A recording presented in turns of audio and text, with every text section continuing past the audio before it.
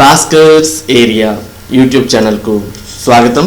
ఈరోజు ఉన్నటువంటి విద్యా ఉద్యోగ సంబంధిత సమాచారంలోకి వెళ్తే, ప్రైమరీ స్కూల్లో ఏం చేద్దాం.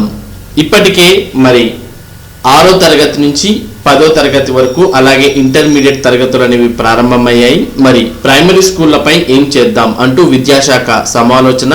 నేటి నుంచి తెరుచుకోనున్న స్కూళ్ళు, కాలేజీలు, కోవిడ్ జాగ్రత్తల మధ్య విద్యార్థులకు తరగతులు. సంక్రాంతి సెలవుల అనంతరం సోమవారం నుంచి రాష్ట్రంలోని స్కూళ్లు, కాలేజీలు పునఃప్రారంభం కానున్నాయి. కోవిడ్ నేపథ్యంలో మరిన్ని జాగ్రత్తలు పాటించేలా విద్యాశాఖ క్షేత్రస్థాయి అధికారులకు ఆదేశాలు ఇచ్చింది. పాఠశాలలు కోవిడ్ కారణంగా దాదాపు 5 నెలలు ఆలస్యంగా నవంబర్ 2వ తేదీ నుంచి ప్రారంభమయ్యాయి.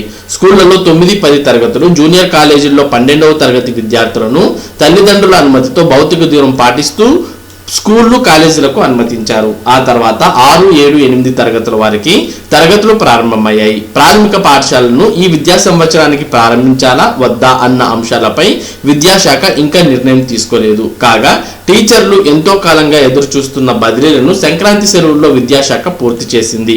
దాదాపు 76,000 మంది టీచర్లకు బదిలీ ఉత్తర్వులు జారీ అయ్యాయి. దీంతో సోమవారం నుంచి స్కూళ్లు కొందరు కొత్త టీచర్లతో ప్రారంభం కానున్నాయి. ఉదయం తరగతులు తర్వాత ఆన్లైన్లో. పాఠశాల నిర్వహణకు సంబంధించి క్యాలెండర్ను ఎస్సీఆర్టీ ఇప్పటికే ప్రకటించింది. 10వ తరగతి విద్యార్థులు రోజు తరగతులకు హాజరు కావాలని, ప్రతి సోమ, బుధ, శుక్రవారాల్లో 7, 9 తరగతి విద్యార్థులు, ప్రతి మంగళ, గురు, శనివారాల్లో 6, 8 తరగతుల విద్యార్థులు గతంలో మాదిరిగానే తరగతులకు హాజరు కావాలని సూచించింది. ప్రతిరోజు ఉదయం 9:30 నుంచి మధ్యాహ్నం 1:30 వరకు స్కూళ్లు ఉంటాయి. మధ్యాహ్నం నుంచి ఆన్లైన్ బోధనను కొనసాగించాలని ఎస్సీఆర్టీ ఆదేశించింది. సోమవారం నుంచి ఇంటర్ ఫస్ట్ ఇయర్ తరగతులు కూడా ప్రారంభించాలని అన్ని కాలేజీలకు ఇంటర్ బోర్డు ఆదేశాలు ఇచ్చింది. మొత్తం పని దినాలను 106కు తగ్గిస్తున్నారు. కాగా వృత్తి, విద్యేతర డిగ్రీ కోర్సుల ఫస్ట్ ఇయర్ ప్రవేశాల గడువును రాష్ట్ర ఉన్నత విద్యా మండలి ఈ నెల 21 వరకు పొడిగించింది.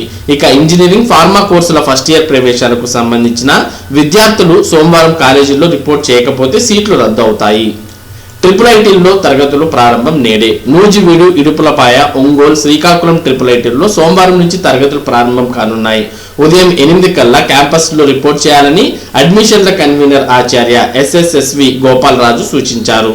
ఇంటర్ ఫస్ట్ ఇయర్ వార్షిక ప్రణాళిక ఈ విధంగా ఉండబోతోంది.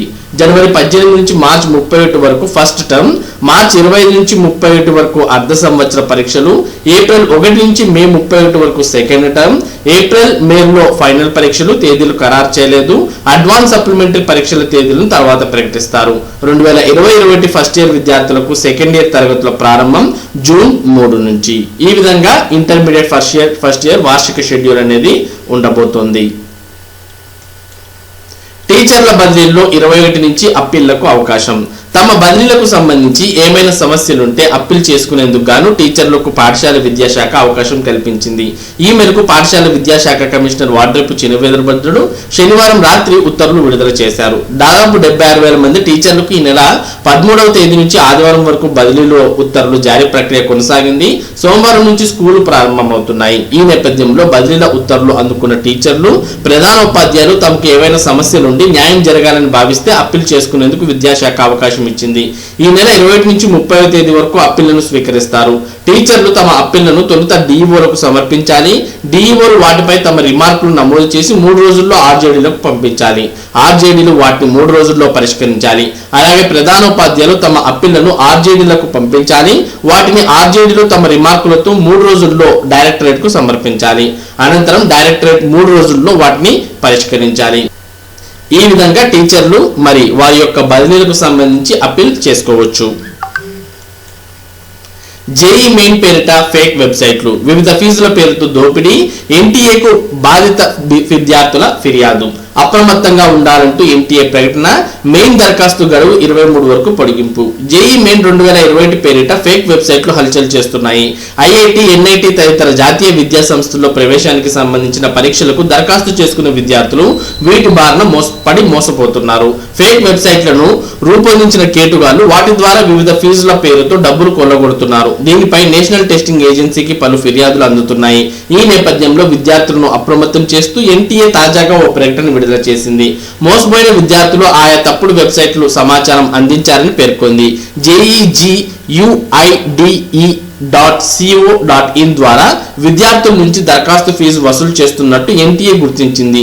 ఈ వెబ్సైట్లో ఈ మెయిల్ అడ్రస్ info@jeegi.co.in అని, మొబైల్ నంబర్ 9311245307 అన్ని పొందుపరిచారని, ఈ నెంబర్ ద్వారా ఆయా విద్యార్థులకు ఫోన్లు చేస్తూ మోసాలకు పాల్పడుతున్నట్లు ఎన్టీఏ తెలిపింది. ఇవే కాకుండా మరికొన్ని ఫేక్ వెబ్సైట్ల ద్వారా కూడా విద్యార్థులను కేటుగాలు మోసగిస్తున్నట్లు పేర్కొంది. ఇటువంటి URL తో ఉండే వెబ్సైట్లు, ఈమెయిల్లు, మొబైల్ నంబర్లతో ఎన్టీఏకు ఎలాంటి సంబంధం లేదని స్పష్టం చేసింది. తప్పుడు వెబ్సైట్లతో విద్యార్థులను మోసగిస్తున్న వారిపై ఢిల్లీ సైబర్ క్రైమ్ పోలీసులకు ఫిర్యాదు చేసినట్టు పేర్కొంది. ఇలాంటి వెబ్సైట్లపై స్థానిక పోలీస్ స్టేషన్లోనూ ఫిర్యాదు చేయాలని విద్యార్థులు వారి తల్లిదండ్రులకు సూచించింది. ఇదే అసలైంది. JEEMAIN.NTA.NIC.in ద్వారా మాత్రమే ఎన్టీఏ అభ్యర్థుల నుంచి జేఈఈ మెయిన్ 2021 ఆన్లైన్ దరఖాస్తులు స్వీకరిస్తున్నట్టు ఎన్టీఏ తెలిపింది. ఇదిలా ఉండగా జేఈఈ మెయిన్ 2021 ఫిబ్రవరిలో నిర్వహించనున్న తొలి విడత పరీక్షలకు ఆన్లైన్ దరఖాస్తు గడువుని ఈ నెల 23 వరకు పొడిగిస్తున్నట్లు ఎన్టీఏ ప్రకటించింది. 24వ తేదీ రాత్రి 11:50 వరకు ఆన్లైన్ ఫీజు చెల్లించవచ్చు. దరఖాస్తుల వివరాల సవరణకు 27 నుంచి 30 వరకు గడువిచ్చింది. అడ్మిట్ కార్డులను వచ్చే నెల 2వ వారంలో అందుబాటులో ఉంచనున్నారు. వచ్చేస్తున్నాయి విదేశీ యూనివర్సిటీలు. రాష్ట్రంలో క్యాంపస్ ఏర్పాటుపై అమెరికా, ఆస్ట్రేలియా యూనివర్సిటీల ఆసక్తి.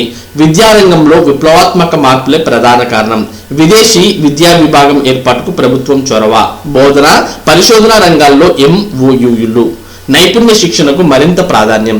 విద్యారంగంలో విప్లవాత్మక మార్పులకు శ్రీకారం చుడుతూ నాడు నేడు కార్యక్రమం ద్వారా ప్రభుత్వ పాఠశాలల రూపురేఖలు మారుస్తున్న ముఖ్యమంత్రి వైఎస్ జగన్మోహన్ రెడ్డి ఆ రంగాన్ని మరింత పటిష్టం చేసే దిశగా అడుగులు వేస్తున్నారు. ప్రభుత్వ పాఠశాలల్లో ఇంగ్లీష్ మీడియం ప్రవేశపెట్టిన సీఎం జగన్ ప్రపంచంలోని వివిధ దేశాలకు చెందిన యూనివర్సిటీలను ఏపీలో ఏర్పాటు చేసేందుకు కార్యాచరణ రూపొందించారు.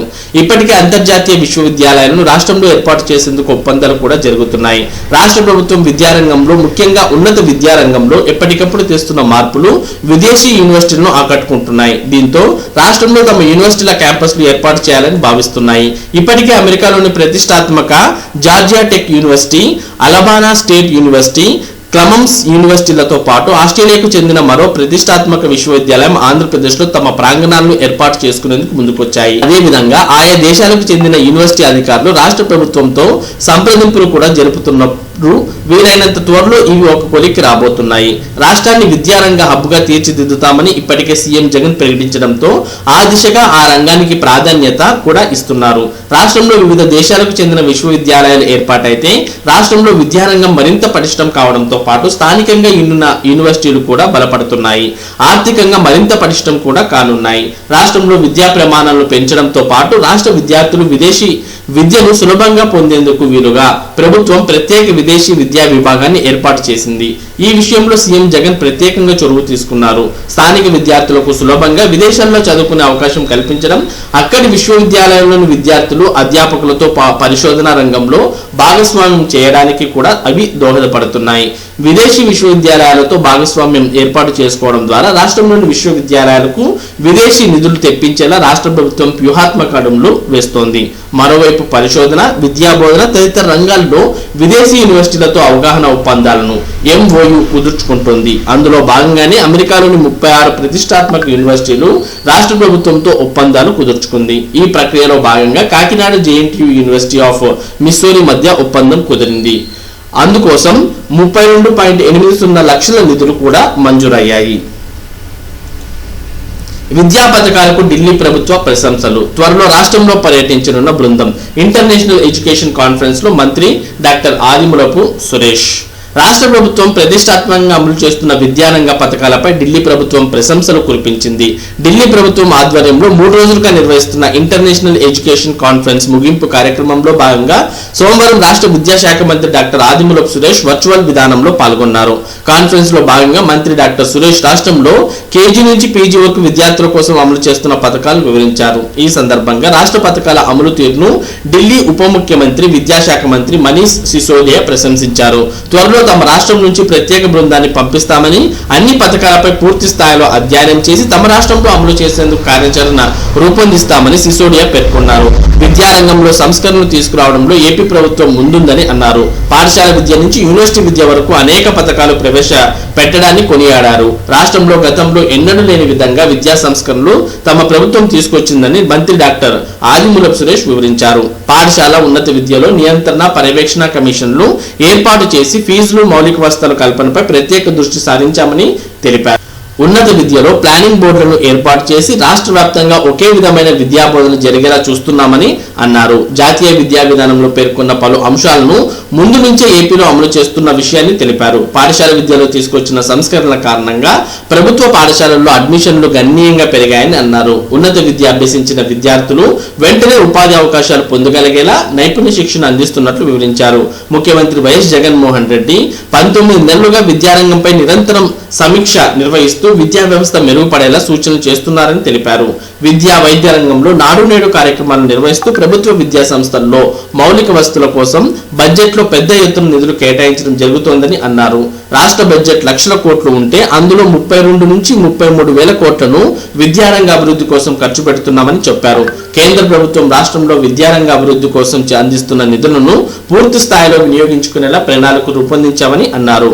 ప్రభుత్వ పాఠశాలల్లో చదువుకునే విద్యార్థుల కోసం అమ్మఒడి, విద్యా దీవెన, వసతి దీవెన వంటి పథకాలతో పాటు పుస్తకాలు, యూనిఫామ్ తదితరులన్నింటినీ పూర్తిగా ఉచితంగా అందిస్తున్నామని వెల్లడించారు. అనంతరం ఢిల్లీ మంత్రి Sisodia, educational committee chairperson Atishi మాట్లాడుతూ ఏపీ ప్రభుత్వం అమలు చేస్తున్న పథకాలు ఆసక్తికరంగా ఉన్నాయని అన్నారు. త్వరలో తమ రాష్ట్రం నుంచి ఒక విద్యా నిపుణుల బృందాన్ని క్షేత్రస్థాయి పనిలో పర్యటించేందుకు పంపిస్తున్నామని తెలిపారు. దూర విద్యా విధానంలో ప్రవేశాలకు 22 వరకు గడువు. ఆంధ్రప్రదేశ్ సార్వత్రిక విద్యా విధానం దూర విద్యా విధానంలో 2020-21 విద్యా సంవత్సరానికి 10వ తరగతి ఇంటర్ ప్రవేశాల గడువును ఈ నెల 22వ తేదీ వరకు పొడిగించినట్లు ఏపీ ఓపెన్ స్కూల్ జిల్లా కోఆర్డినేటర్ బి శ్రీనివాస్ రెడ్డి ఆదివారం ఒక ప్రకటనలో తెలిపారు. జిల్లాలో ప్రభుత్వ, ప్రైవేట్ పాఠశాలల్లో 100 వరకు అధ్యయన కేంద్రాలు ఉన్నాయని, అడ్మిషన్లు పొందిన అభ్యర్థులకు ప్రభుత్వం సెలవు దినాల్లో 30 రోజుల తరగతులు నిర్వహిస్తారని చెప్పారు. ప్రవేశం పొందిన విద్యార్థులకు ఉచితంగా పుస్తకాలు అందజేస్తామని, ఈ ఏడాది నుంచి అధ్యయన కేంద్ర ఉపాధ్యాయులకు, విద్యార్థులకు ఆన్లైన్ ద్వారా హాజరు నమోదు చేస్తున్నట్లు పేర్కొన్నారు. కుటుంబ ఇబ్బందులు, ఆర్థిక సమస్యలు వంటి కారణాలతో మధ్యలో చదువు మానేసిన వారికి ఇది ఒక చక్కటి అవకాశమని, పూర్తి వివరాలకు ఏపీ ఓపెన్ స్కూల్ వెబ్సైట్ లేదా అభ్యర్థి తమకు సమీపంలో ఉన్నటువంటి అధ్యయన కేంద్రాల్లో సంప్రదించి అడ్మిషన్ పొందాలని అన్నారు. మరి ఇవి ఈ రోజు ఉన్నటువంటి విద్యా ఉద్యోగ సంబంధిత సమాచారం. ఇటువంటి ముఖ్యమైన సమాచారాన్ని భాస్కర్స్ ఏరియా ప్రతిరోజు మీకు అందించడం జరుగుతుంది. మరి ఈ సమాచారం మీరు పొందడానికి మన భాస్కర్స్ ఏరియా ఛానల్ కు సబ్స్క్రైబ్ అవ్వండి. Thank you for watching this video.